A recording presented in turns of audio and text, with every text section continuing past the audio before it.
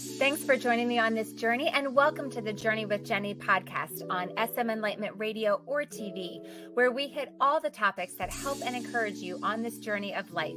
Everything from health to mindset to business to finances.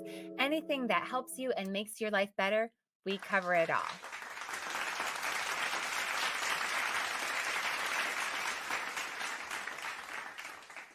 Hello, hello. How are you today? We are talking about gluten-free living today. So this is a hot topic right now. There's so much. It's so funny. It was right on my head. It was like that was my this is my new look. And for those of you who are just listening and not watching on SM Enlightenment TV, you missed the graphics, so you'll have to go onto YouTube and check that out. But yes, gluten-free living. And so the thing is honestly, I could do a podcast every day, all day on this. Like we could talk about this ad nauseum. And for some of you might be very interested in that. That might be your thing. And if it is, let me know. I can talk more about it. But for others of you, it's like, okay, that's not necessarily what I want to hear about all the time. But this is such a big topic currently. And this is a big topic to me personally. And so I think it's a really great thing to talk about on several different fronts. One is for those of you who are gluten free, who are living the gluten free lifestyle, to have a little bit of solidarity and be like, yes, those are my struggles, because we're going to talk about struggles about it today. For those of you who are like, what the heck is going on? Like, why do I see GF on all this stuff? Why does my server ask me at the restaurant? Why does it seem like there are so many people choosing gluten-free products or living the gluten-free lifestyle? Is it just a fad? Like, what is going on?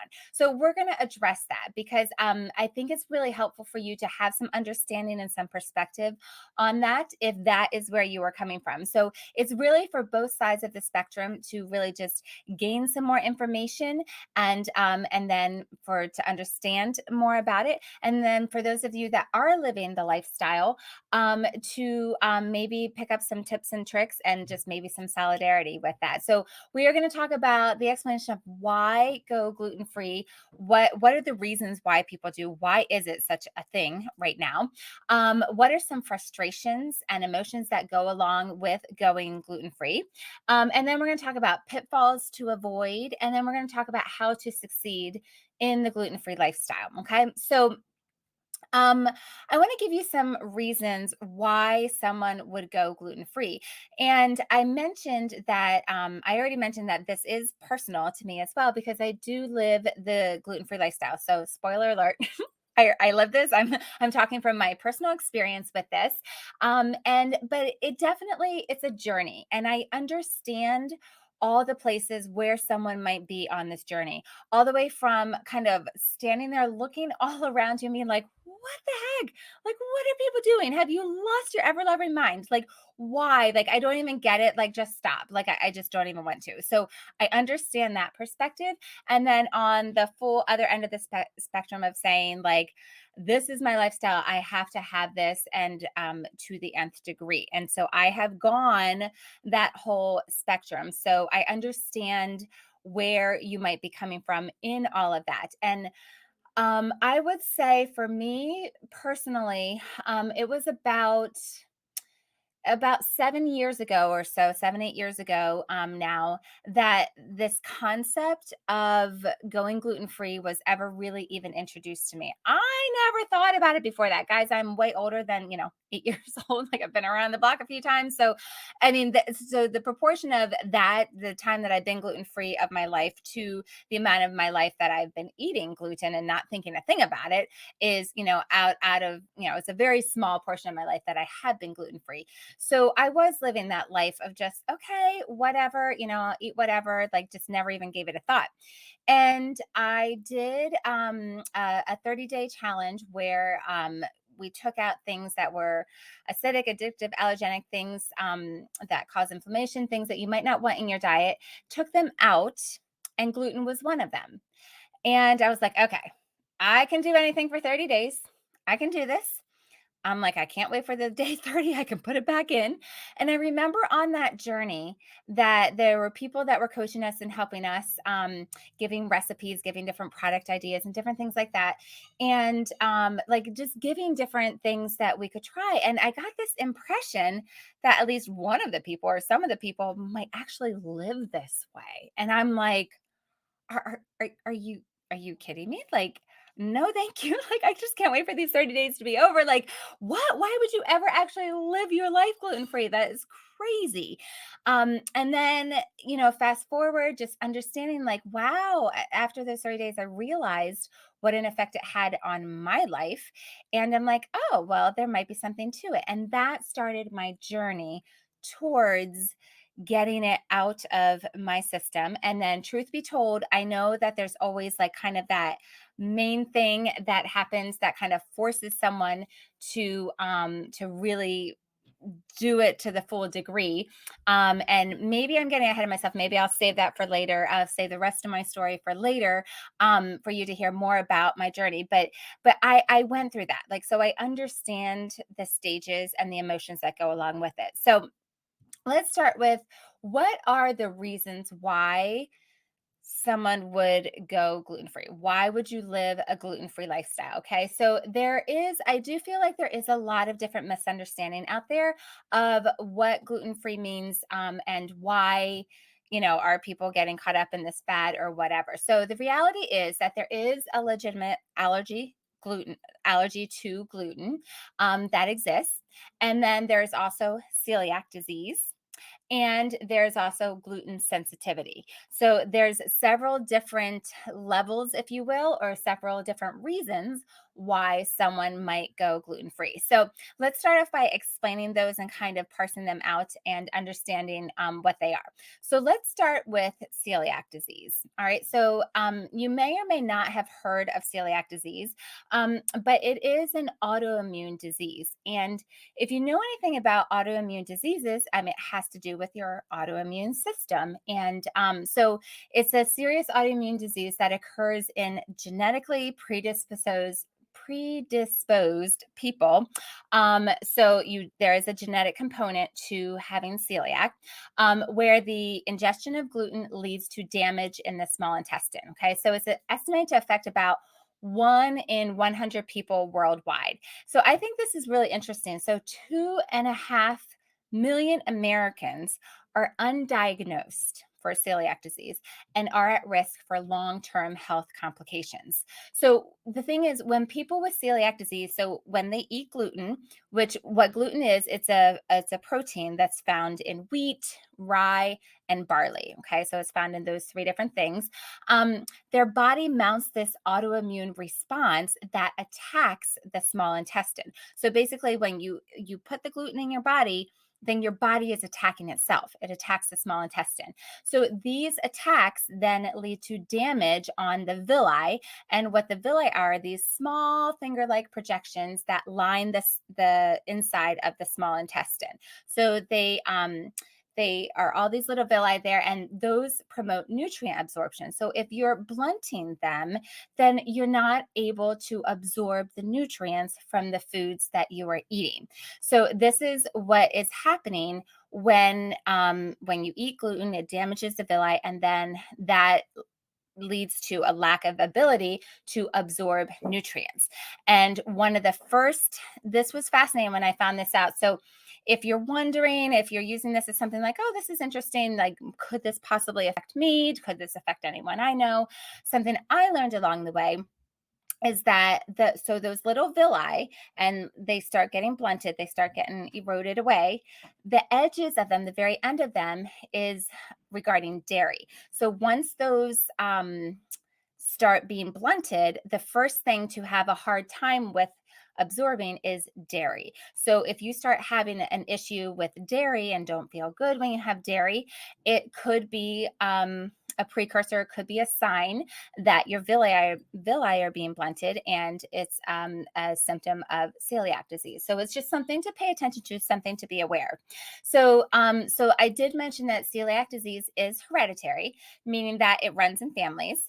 And so people with a first degree relative with celiac disease, like a parent, a child, a sibling, will have 1 in 10 risk of developing celiac disease. And celiac disease can develop at any age after people start eating foods or having medicines that contain gluten. So it doesn't matter how old you are. And so here's the thing though, remember I mentioned that there's a lot of people that are undiagnosed with celiac disease. So left untreated, celiac disease can lead to additional serious health problems. Some people can't have products that say manufactured in the same facility. Yeah, there's a great graphic. So for those of you that are watching on the TV, like it represents a lot of people that this affects. So yeah, so it's just, 83% are misdiagnosed or undiagnosed. So just the amount of people that are walking around not knowing. So this is why it's important to really understand and hear this and be like, I don't know, do I have any issues with these things? Um, and I do want to say, like, so the thing is that a lot of the symptoms of it, so it's an autoimmune disease. So it's a lot of the same kind of symptoms that you would have with a lot of other autoimmune diseases. And it's one of those things where it builds up over time, and it builds up and builds up and builds up, which is why a lot of people don't tend to be diagnosed till later in life, because they don't realize that all these seemingly random things actually go together in this one disease.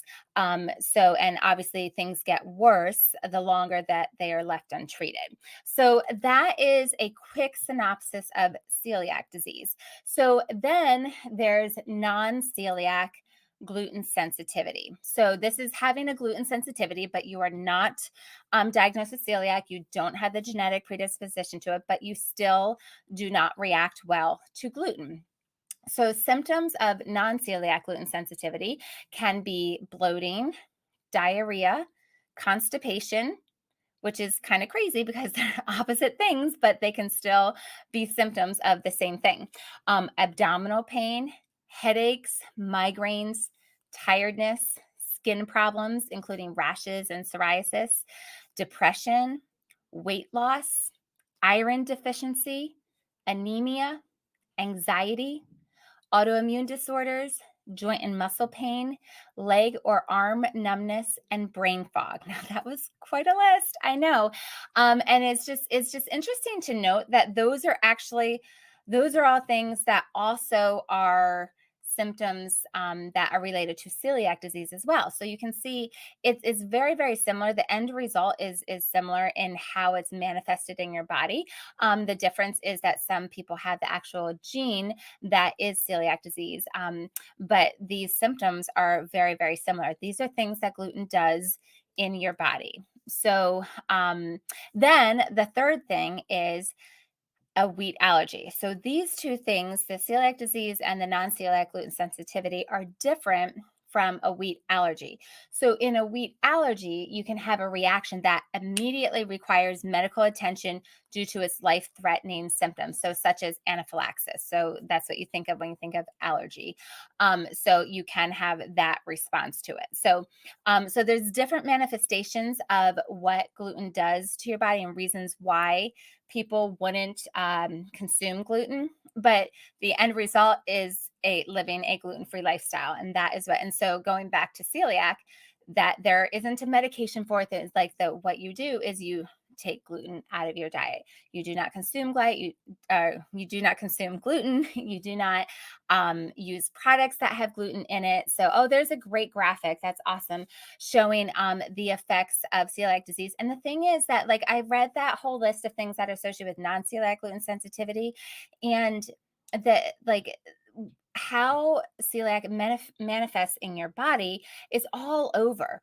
And the thing too to realize is that different people get different symptoms. And so, like, some people will get a rash, some people will get things that look like kind of like psoriasis or just bumps on their skin.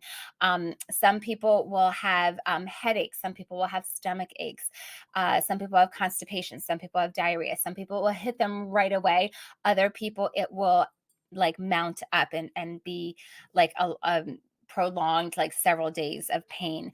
So it manifests very differently in everyone. So that's another reason why it's kind of tricky to kind of put your finger on. But I share these things, one, to just educate you, to let you know of reasons why people are gluten free, and then also to understand that if you have any of these things, that they might be warning signs of things to, just kind of pay attention to, or have a conversation um, with your doctor. And that's the thing, is that one of the things that is so helpful is that it's more than just those things. It's great to just move away from processed grains and food, because the processed foods that we are eating just have heightened amounts of gluten in them. It has just a lot of things that do affect our bodies in this way. So you may have an intolerance that you are not even aware of. You might notice that you have bloating or gassiness or constipation or diarrhea, rashes, hives, general uncomfortableness after ingesting gluten. And foods that have a lot of contaminants in them, this includes a lot of gluten containing foods. There's a difference between eating whole grains and eating a bunch of processed junk. And so I think that we would all benefit from just eating a lot less of the processed foods, basically in the middle of the grocery store. I don't know if you've ever heard, like, shop the perimeter of the grocery store. That's more where you want to be buying the foods, because everything in the middle are in boxes and bottles and cans and things that, can last for a long time, and they're highly processed. And so there's a lot of contamination in them. They might not be made of gluten, but they have the contaminants that are put on the gluten and on different things that are grown in fields. And so it's still affecting your body in this way. So just be aware of that, of these kinds of symptoms that you might be having. It could be because of what you are eating, and the processed foods, the gluten foods, the gluten containing foods that you're having. So it's really important to understand the reasons why people are gluten free. For a lot of people, it is a necessity.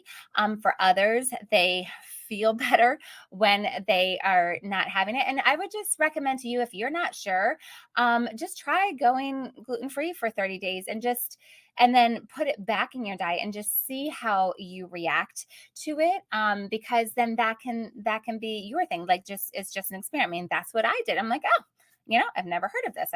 Let's give it a whirl. Let's just try it out. Okay. So those are reasons why someone would be gluten free. Now, I want to talk about, so what are some of the difficulties of going gluten free, of turning towards this gluten-free lifestyle? Because, okay, it's one thing, like, if your doctor says, okay, you're diagnosed with celiac, or you need to be off gluten, then it's a whole nother thing to be like, oh my goodness, like, how do I do that?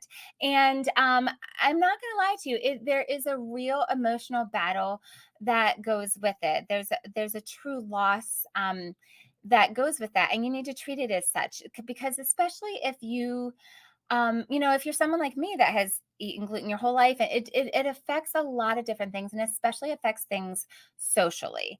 And so it's emotionally difficult to not be able to eat the things that you used to. And if you really stop and think about it, food, like sharing a meal, and who do you do that? You share a meal with those that you love, and with your family, with your friends, like, who you invite into your home at your table. Like, it's all very connected. And so those specific foods that we have for our birthdays, or for special events, or ways that we celebrate, so much of that is tied to food. And then so many of those things contain gluten, that now that you are not able to eat, and then you feel like you can't partake in that activity, and there's a sense of loneliness and a sense of loss. And so I know those of you who have gone gluten free, or in the process of it, like, you understand this. And so and just think of think of our kids, like the kids that, like, one of my kids had to go gluten free. And so, like, as a kid, like those emotional things, like, so think about the birthday parties that you go to, right? And what does everyone have at a birthday party? They have pizza and they have cake. Like, that's like the standard birthday party fare that you would have. And so, like, in a 10-year-old's eyes, an 11-year-old's eyes, and a 12-year-old's eyes, like, what do you do with that? And so just feeling different and feeling singled out, and is definitely a process to go through. So just going to parties, eating at school, having school parties, going to a restaurant, going out with friends, there's different standards there, and it can be difficult. Now, obviously, once you start living this way and once you start getting the hang of it, then it's just what you do. But in those initial stages, and it's definitely a loss, and it feels like a loss. And so I would recommend, if you are in that process, to treat it that way, and to respect your emotions, and to understand and really honor what you are experiencing, and let those things go, and be ready for a new chapter, and a new discovery, and doing new baking, and trying new foods, and creating new different memories, and really working through that. If you need to see someone to work through that, and if you're feeling that way, I would highly recommend it. It's not silly. It's not. It really isn't, because it's a loss, and it's a journey that you need to work through, or just team up with someone who has gone through it, or reach out to me. Like, I'd be happy to connect with you about it. But just be aware that there is that emotional component, and there's those hurdles that you're going to come up against, like, when everyone's going out to eat, or just grabbing this, or it takes more planning, and takes more thinking through where you can have where you can eat different things. So how would I recommend moving to the gluten-free lifestyle? So, well, it depends on why you're doing it. If it's celiac or an allergy, it definitely needs to be abrupt. It needs to be like, cut it out right then. Absolutely, no more. But if it's just to discover how you feel about it, it's like I did when I first started, before I knew that I really ought to be gluten free. It's definitely a process. So, like I was just saying, it's difficult at first. Everything is changing. It feels like things are being taken away. It's difficult to navigate all those things, the new brands, the new foods, the new recipes. So just when you're getting the hang of it, I would just own it, and seek help in being able to get recipes. And what I actually did was, I started changing a few things at a time, and just like, okay, let's experiment with this. I'm going to swap out my pasta. I'm going to swap out the breadcrumbs that we use, and just different things like that, because it's definitely a process to find those things that you like, and things that work for you. So being willing to just kind of go through that process, and being gracious with yourself, because, like I said, it is emotional, it is a journey, but understand the reasons why you are doing it. And I think that gives a lot. It goes back to mindset. We talked about mindset. If you didn't listen to the mindset episode, it was our very first one. Go back and listen to that, because mindset is everything. Mindset affects all of what we do, including something like this with moving to a gluten-free lifestyle. It is an overarching way that you view the process, and that's going to make a big difference on your success. So those are the reasons why someone would go gluten free. Those are some of the difficulties and barriers that you might have and might come up against going gluten free. And we are going to take a quick break. And when we come back, we're going to dive back in to more great things about going gluten free. So thanks for joining me on SM Enlightenment Radio or TV and the Journey with Jennie podcast. I'm Jennie, and I'll be right back.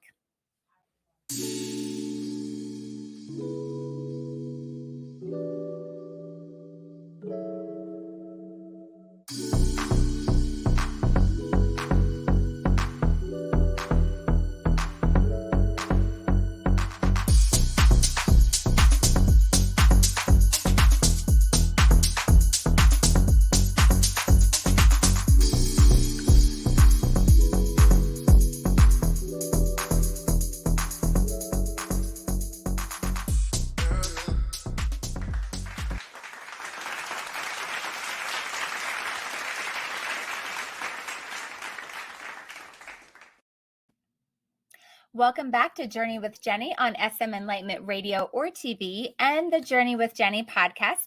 I'm Jennie, and we have been discussing gluten-free living. So we left off talking about, yes, there's my new head.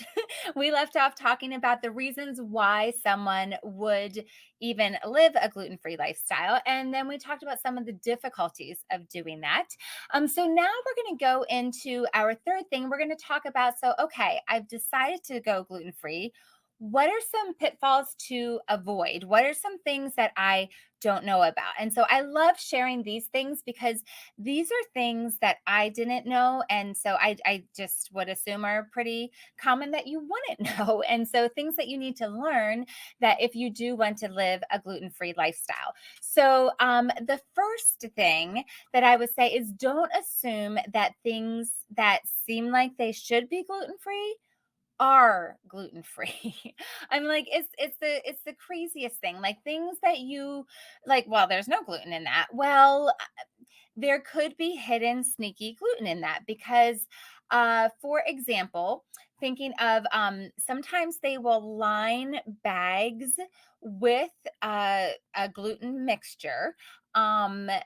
But there's no gluten in the actual product that is inside the bag, but now there is gluten in it because they put it on the lining of the bag. So just there's a lot of really random things that you just wouldn't even think about. So I know some people thought it was crazy in the beginning, like, why are you checking that? Why are you reading the ingredients? Why are you reading the labels? Clearly that's gluten free. Like the carrots are gluten free. It's like, well, like I need to make sure because different brands do different things. And let me tell you, you learn a lot about different companies and different brands when you are researching things like this. So that would be the first pitfall that I would encourage you to avoid is don't assume. Don't assume that something you think is gluten free or you think should be gluten free. Just it isn't always actually gluten free. So that's the first thing. All right. The next thing is that when you have celiac or have an allergy, the GF certification, the gluten free certification, is key. So that is a great label. And so it's a great place to start. For some people that have crazy, crazy, crazy, like to the nth degree sensitivity, everyone, like I mentioned before, everyone has different levels of sensitivity. And when things are labeled, they're labeled for the certain parts per million. So there's always a chance in any product that there could be some lurking gluten, but there's a lot of stringent certificate or things that go into the gluten free, the GF certification, so gluten free label. So when a product says gluten free on it, that is a great place to start. All right. So the next thing I want to share is that so we were just talking about don't assume that things are gluten free. Like, why wouldn't it be?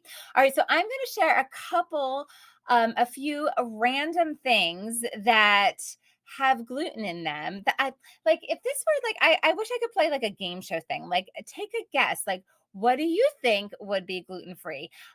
So for those of you who are watching, you can see the first one. So the first odd thing right there. Yeah. So for those of you who are not watching, it's Twizzlers. Twizzlers have gluten in them. People, like, why? Why would it? But it does. So I'm telling you, there's like really random things that you would think like, wow, okay, yeah, bagel. Okay, yeah, I'm not gonna have that. Of course, that has gluten in it. But Twizzlers, like, really? Okay, so that's our first, like, really. I know, like, just it's like you can't even make this stuff up. Okay, so Twizzlers is the first random thing. Random thing number two. Yeah, spices, seasonings. You would be surprised. Like, and this ranges from brand to brand. I kid you not. So let's take chili powder, for example. Like, you want to make tacos, you want to have chili, you want to have like put it in whatever. So you pick the chili powder. Like I have, and I'll talk about different tips and tricks later to be able to help you through this. Like I have a scanner, I have an app I use to scan it, and like the one brand says might contain gluten in it. Another one, yep, totally fine. So it ranges from brand to brand. It's not just, oh, chili powder. It's chili powder by this company, chili powder from this company. So it's crazy thing. So you have to take it seasoning by seasoning. And then, okay, so those are just like the straight up actual, like, you have your onion powder, garlic powder, chili powder, like all those different seasonings. Then seasoning packets, forget about it. Like, good luck finding those. So like that's when I started making my own seasonings and my own mixes, because trying to find a gluten-free one and trying to just make sure they actually were gluten-free was pretty difficult. But I'm sure, like anything, things will evolve, and I'm sure there will be great companies that come out with them. But for the most part, a lot of them in the grocery store just kind of difficult to find. So that was, so seasonings was random thing number 2. And then the random thing number 3 is, oh no, that's not actually, that's not it. The random thing number 3 is envelopes. Envelopes. So back in the day, now this actually, okay, this is actually really showing my age because, like, who uses an envelope anymore? Who actually sends anything in the mail? Well, for those of you who still do snail mail and still send notes and cards and things in the mail, when you take the envelope and you want to go to lick it to close it, yeah, that contains gluten. So if you are avoiding gluten, if you have to be stringent about it, if you're celiac, have an allergy, like, you will not be licking those envelopes anymore. So there's your 3 random things that have gluten in it. So Twizzlers, seasonings, envelopes. So there's more. I'm just giving you a little taste of it, a little tip of the iceberg there.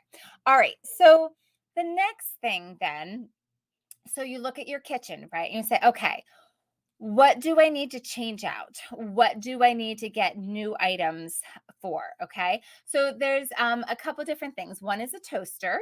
And that seems kind of obvious if you think about it. You're putting bread in there, and then you have the crumbs everywhere and stuff. So you can't clean that out. Like, you need to get a new toaster, and one that you will only use gluten-free bread in it. Okay. The next one is a pizza stone.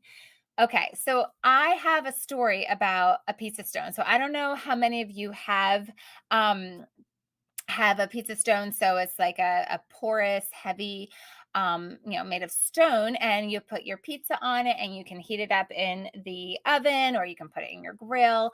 So we had a pizza stone, and so I'm like, okay, I need to get rid of that. And then we still had, so what I had decided to do was just get gluten out of the house.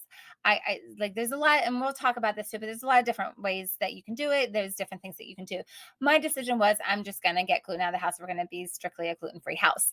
And so I still had a glutinous pizza, frozen pizza in the freezer. And so I was like, oh, well, the others in the family can eat that. Like, I will just fix that up and just use it. So, which was mistake number 1. I should have just gotten rid of it. Like, none of us need it. So that was mistake number 1. So I'm like, okay, I had just bought a new pizza stone, and I'm like, okay, I'm going to set my pizza stone over here. And so I put out tin foil in the oven, and put the pizza in there and cooked it. Did great. Okay. Pull it out of the oven. And then I was like, well, I don't have anything big enough to put it on to cut it. So without even thinking, I took the pizza and put it directly on the brand new pizza stone, and it just contaminated the brand new pizza stone, and I had to get rid of it. So like, you can't even make this stuff up. So don't do what I did. But so you will need to get a new pizza stone. Anything that you have porous, like if you have some of those porous 9x13s or jelly roll pans, stones, those, you can't get the gluten out of that. And so you would need to get rid of that and get a new one.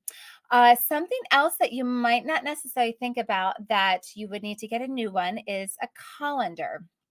And that's because even if you put the colander in the dishwasher, the gluten, the particles can still stick into all the holes in the colander, and you can't guarantee that you can get rid of all of them. So that would be something that you would want to get rid of and get a new thing.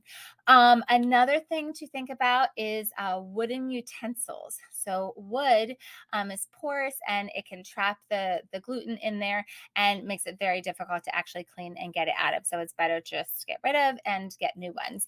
And then the last thing I want to mention about things to swap out in your kitchen, this is not an exhaustive list, but just a few of the highlights are cutting boards. Again, for the same reason, it's very difficult to actually get those clean, and it can harbor the gluten in them. So, so those are all items that you would want to switch out in your kitchen, especially if you have celiac, if you have an allergy, and you want to make sure that you have all the gluten particles out of your kitchen. All right. So the next thing about pitfalls to avoid is, again, going back to assumptions. So don't assume that everyone is going to understand the severity of it. So we're talking about, if you have celiac, if you have an allergy, even if you have non-celiac gluten sensitivity, even if you're just like, I feel better, like this makes a difference. But not everyone, like we talked about this in the top of the show, just where everyone is on the continuum. Everyone's in a different place with having understanding about this, and just where they are with thinking about it and having just awareness. And so not everyone is going to understand your severity of what gluten does to you and why you're choosing to do this. And that includes family. So just be gracious with them. Just don't expect everyone to be able to get it and to understand the precautions that you have to take and the things that you need to do. All right, the next one is, I would say, and it might kind of sound a little bit counterintuitive, but I would say don't just go hog wild on all of the gluten-free brands. And I would just encourage you, just use them as a special treat or use them occasionally, but don't live on them. And here's why: because it's still better. There's still like things in a box, there's still processed food. So it's still better to eat pure whole foods. That's always going to be the best thing for your body, for your diet. But it's great. I mean, the choices that we have now, especially when I talk to people that have been gluten free, like 10 years ago, 15 years ago, 20 years ago, the number of brands has just absolutely exploded, and there are so many choices, which is such a wonderful thing. It is such a blessing.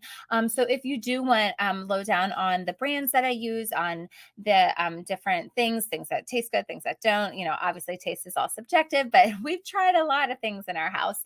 And my kids are pretty honest with their taste buds. I'm like, oh, that's awful, or oh, this is a good one. And so if you want the lowdown, definitely reach out to me. We can chat about that. I can share that with you. Something else, another pitfall to avoid is things that, again, you might not actually think about, but there very well could be and probably is gluten in your hair care, in your skin care, and in your makeup. So for those of you who are girls who are using makeup, that might be causing you issues. And so I know that was something that one of my clients was just so excited about, was that having the gluten-free makeup, that she was just so happy to be able to have that. And so things, again, that you might not think about that might be causing you problems and causing whatever, breakouts or rashes or just irritation. So that's something to be aware of, and don't fall into that. Don't go into that pitfall. Okay, the next one is what I was alluding to earlier, is deciding how things are going to work in your house. So there's a couple different options of things that you can do. One is to choose to go totally gluten-free. No gluten comes in the house. No gluten is served in this house. So that's one option. Another option is to have a gluten-free section in the kitchen. So these utensils, these things, this is all in this cupboard, this area of the counter, this is the gluten-free space, and delineate that, and then all the rest can have gluten in it. So that's an option that works very well for a lot of people. As you already know from my story, that was not going to work for me. That was just for me personally too stressful to try to figure out. Like, I'm just moving too fast in the kitchen, doing things like, and just couldn't keep up with that. Something else I know that some people do is anything that's in a closed container, like individual portions for like lunches for the kids or things like that. That can have gluten in it, like pretzels or things that you would just be having at lunch that are going to be eaten out of the house. So that can alleviate some of the costs that is associated with getting all gluten-free items. So that's another option too, is kind of to have it mostly be gluten-free, but things that are contained and then will be eaten outside of the house. I know someone else, when they have some gluten things, that they eat them outside and so that they're not inside. So there's a lot of different options of things that you can do.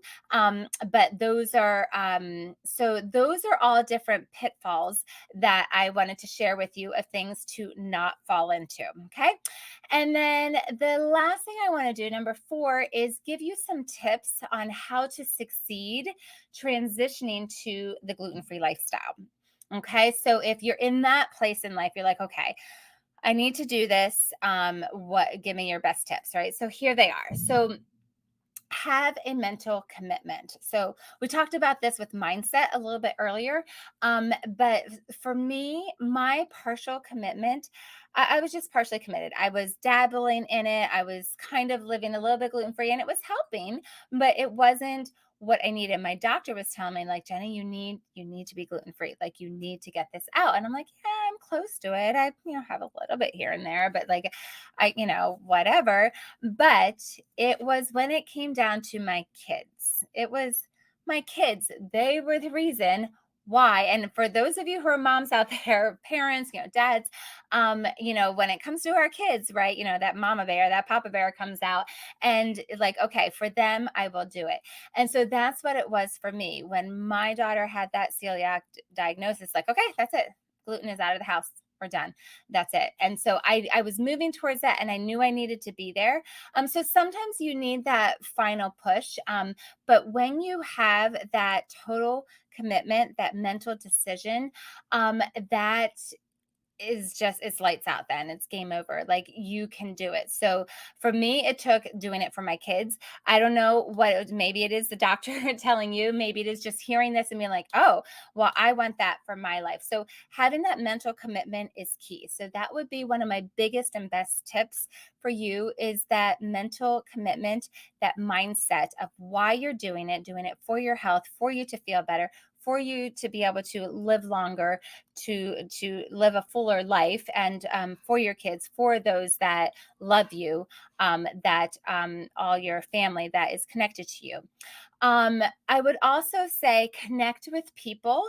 There's a lot of different ways that you can connect with people. There's a lot of great Facebook groups, connecting with friends, finding out other friends that are living a gluten free lifestyle, having that accountability is so helpful. And just people that are committed to that gluten free lifestyle. And even if it's friends that aren't committed to that, but are committed to you and encouraging you through that, just having those connections and enlisting as many people as possible is really, really helpful. And then I would also say another tip is experiment with different brands to find the ones that you like. So be willing to, okay, just try this one, because they're not all the same. And I think you're going to find some things that you do like, but just be committed and be willing to try out different ones and have an open mind. Another one is, I would say, is get cookbooks. Use the internet. The internet is a great source. There are so many gluten-free recipes and cookbooks and all kinds of things out there. And I will just add, it was just fun. My daughter loves watching cooking show, baking shows. And so one of them we were watching, and then one of the teams that came on it was the gluten-free baking team. And so that was really, really cool to see. So, but there's lots of things out there that can give you resources. I mentioned earlier about an app.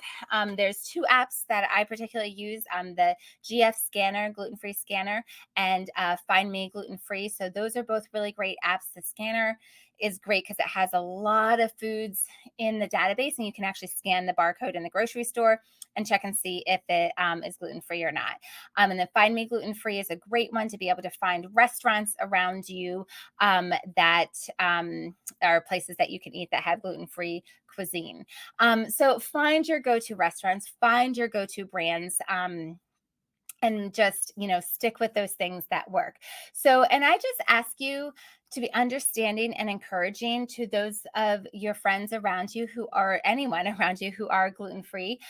Many are not doing it by choice, and some are, and perhaps maybe you have an issue with it and you just simply are unaware of it. Maybe you don't even realize it. So I just encourage you to please be kind and understanding as possible to those around you who are gluten free. It's not necessarily an easy path, especially because of our culture, the culture that we live in, but it is a path that's worth it. So I hope this has been helpful to you. And I do want to just end with this. If you need help, then I recommend what I started with my personal story is going gluten free for 30 days to see how you feel and see if, and I know that this can seem overwhelming to hear that, be like, how am I going to do that? So I recommend having a support group, and I offer a 30-day program that does just that. And it is a program that offers support and accountability. And the point is to successfully create habits that can become a healthy lifestyle. So you get everything that you need for 30 days, including a coach, which is me, to help you make those changes. If you're on Facebook, you get a Facebook community of over 3,000 people who are on the same journey. Very, very encouraging, sharing recipes, sharing grocery store lists. It's simple, it's easy to follow, it's convenient, it's great for busy, busy people. It's essentially the easy button to bring on more health into your life. And so, just a reminder, like if you need a reminder of why would I do that? Why would I need to?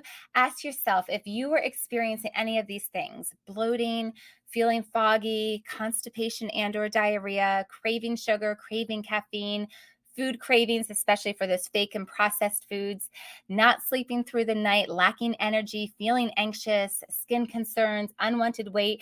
These are all reasons why doing the 30 days, getting the gluten out, getting these other things that are really affecting you out of your diet.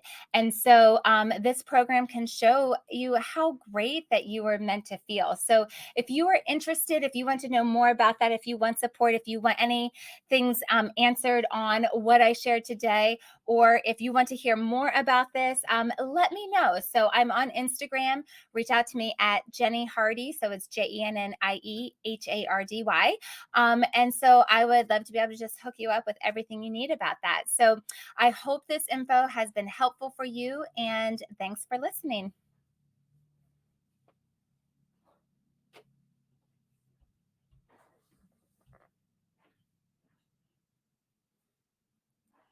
That's a wrap.